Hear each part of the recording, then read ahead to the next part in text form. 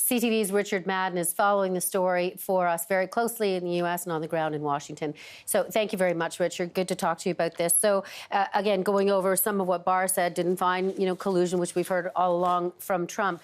But there are still a lot of questions now that that full report is out, as everybody's going over it right now.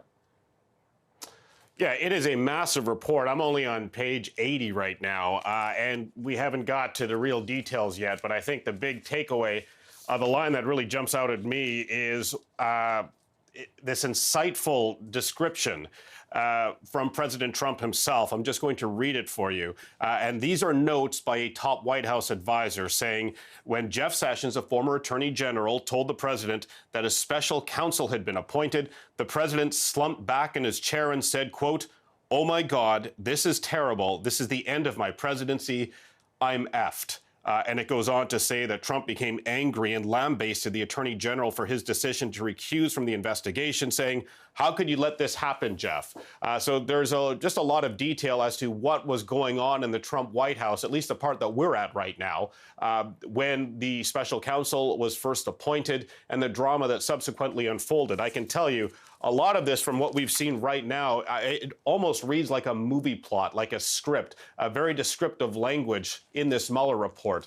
But getting into the more serious issues of obstruction, Barr's summary of the Mueller report when it came out a few weeks ago, Barr's 4-page summary of Mueller's 400-page report did quote that one line that Mueller said, well, there's no evidence to point to collusion with the Russians or obstruction of justice. The president is not exonerated. So we're going to get to that point later on. But in the meantime, there are a whole bunch of interesting details that have come to the forefront. Yeah, details in hundreds of pages as we still pour over that, Richard. But another eyebrow raiser for some was when Barr pointed to part of the report recounting 10 episodes involving the president and discussing potential legal theories for connecting the actions to elements of obstruction of justice. And there seemed to be disagreement on how that was read down by both Barr, between himself and Rod Rosenstein.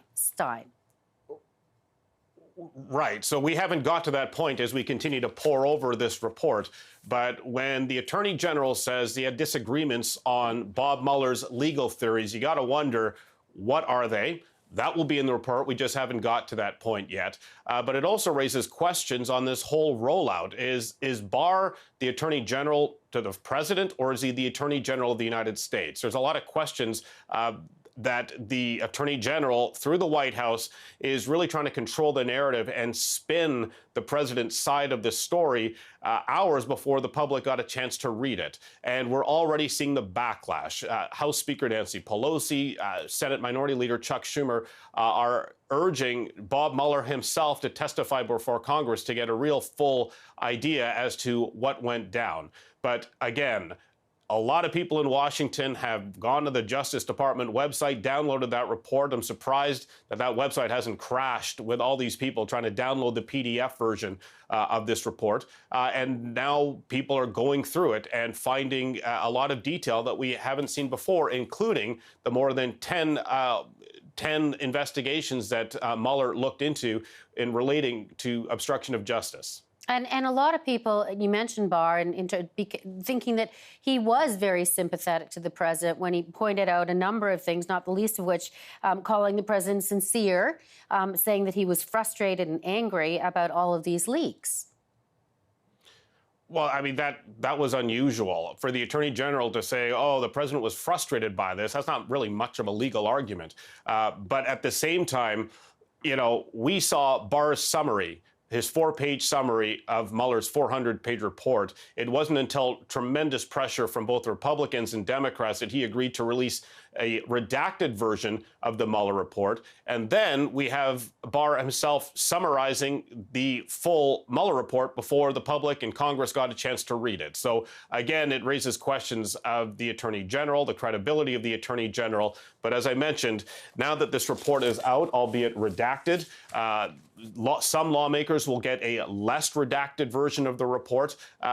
The American public and people around the world will have a chance to see it. But if you are on the side of Team Trump, you're really brushing this off, because the biggest issue here was, did Mueller find that the president worked actively with the Russians to help boost his campaign. Well, Mueller concluded that that's not the case, but there are several lingering questions that Mueller raises, and this story is not over. As we've been saying, the fact that there are several lawsuits against Trump and his family and Trump associates at a separate court in the Southern District of New York will continue long after the dust settles on this Mueller report and long after Trump leaves office. There are a whole bunch of legal issues, some of them prompted, of course, by Mueller himself, who redirected it to New York. Richard, we will stay in touch with you as you pore over that report. I appreciate this. Thank you.